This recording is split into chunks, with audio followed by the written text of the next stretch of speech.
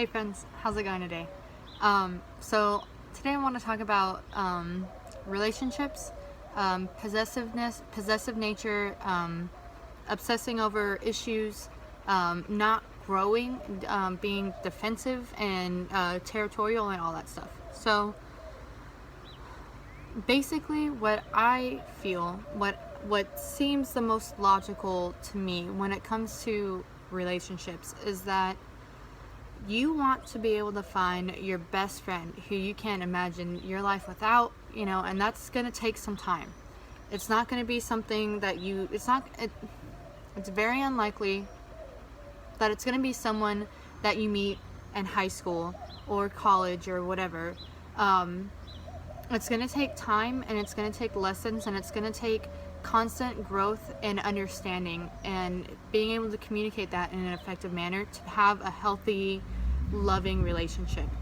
I think that it's a heavily pressurized, like, societal standard to meet that person, to find the one. And I don't think that there's a one. I think that there's someone that you'll one day meet that you can't imagine your life without.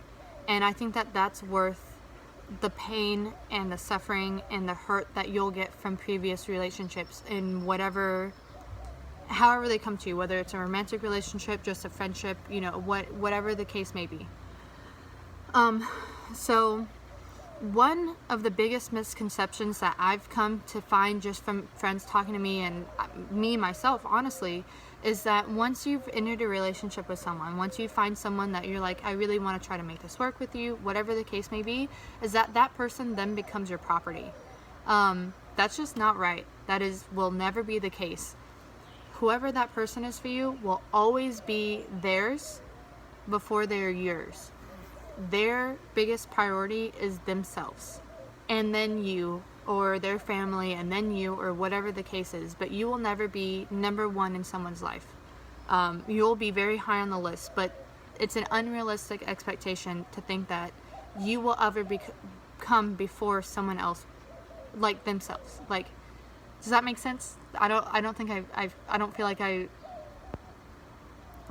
don't think that I said that right. But the case is that they're going to have their friends. They're going to be hit on probably several times in their lives. People are beautiful, and people's energy, people recognize energy, and people are going to say, you know what, that's something I want to be around, and they're going to go out of their way to try to do it. But what you need to do is be so secure in yourself and understand that even though other people are going to try to, talk to your partner or do whatever the case is, they're yours. They're themselves, but they've also agreed to be in a relationship with you. And if it's an open relationship and you've agreed and talked about that, then you'll communicate about whatever happens thereafter. But if you're in a traditional monogamous relationship with someone, understand that it is 100% time and time again going to happen, and that's okay, because it will happen to you too, and they have to be okay with that as well. But it will never be the case that once you're in a relationship with someone, that should never happen. That's an unrealistic expectation that is unhealthy, and you're going to put yourself in a world of self-inflicted hurt, which I think that not enough people have that understanding, especially at a younger age.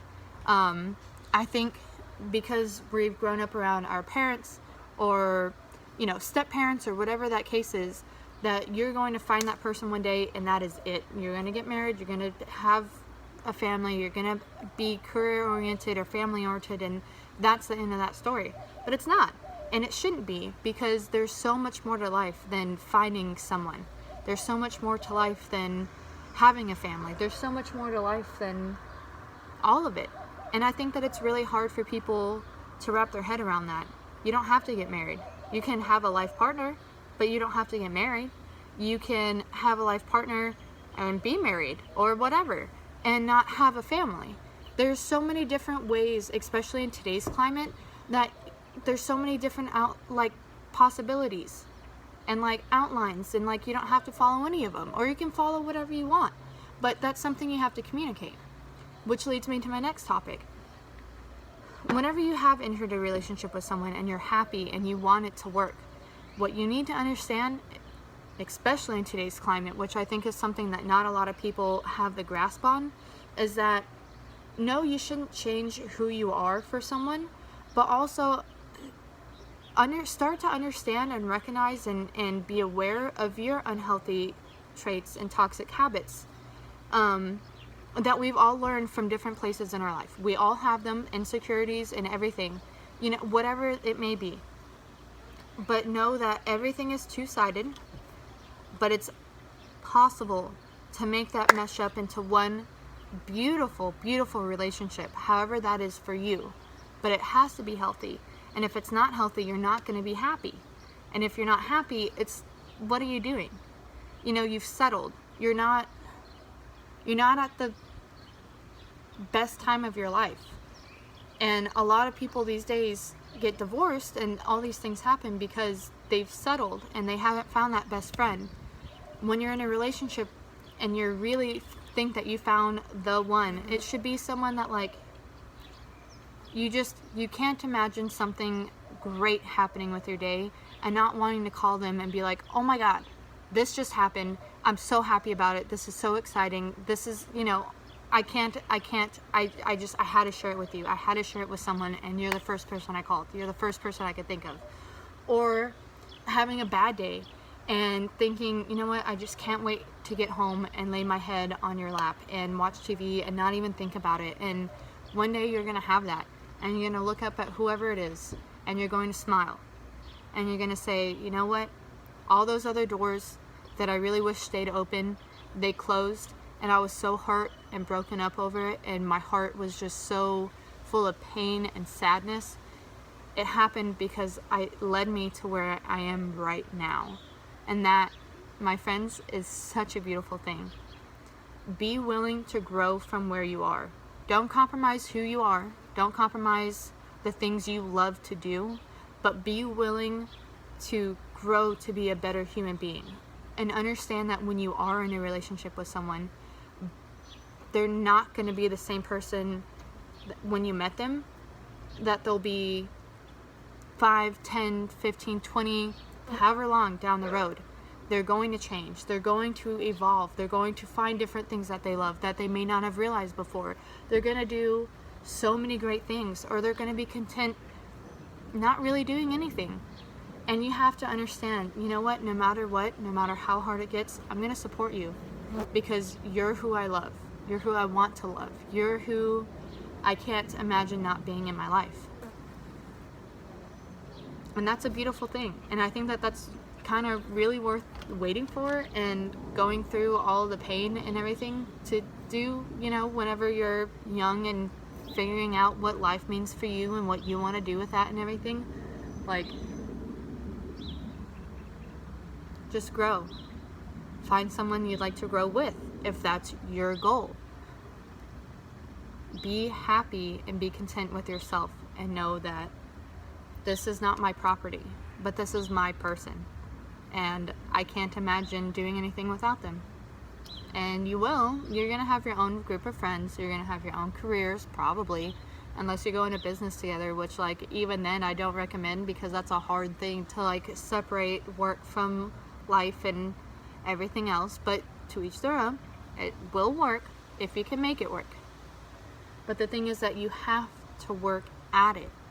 You can't just act like it's just gonna, okay, I'm in a relationship, everything is gonna be fine and dandy. Communicate. There's no reason not to. We're all adults at this point of our life. We're all adults at that point in our lives.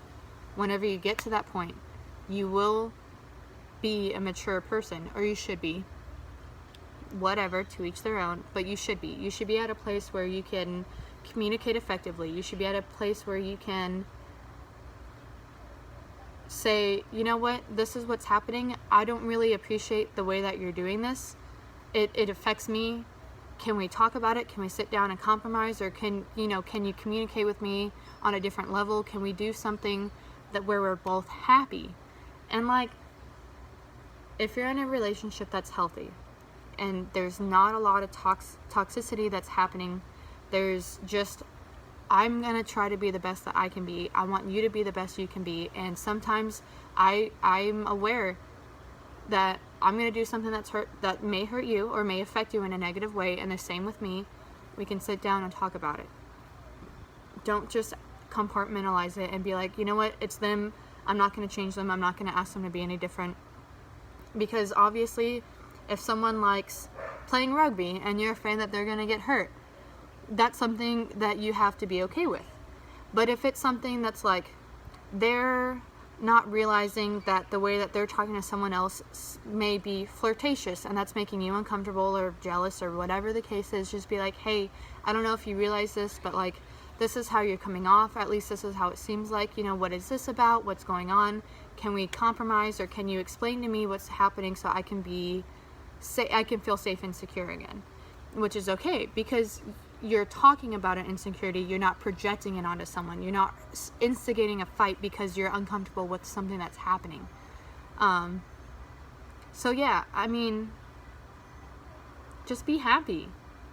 No one wants to be with someone who isn't happy. No one wants to be with someone who is not healed from their trauma.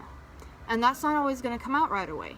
But you need to start recognizing where your faults lie and fix them as well. So if your goal is to be with someone at some point in your life, you can be with them 100%.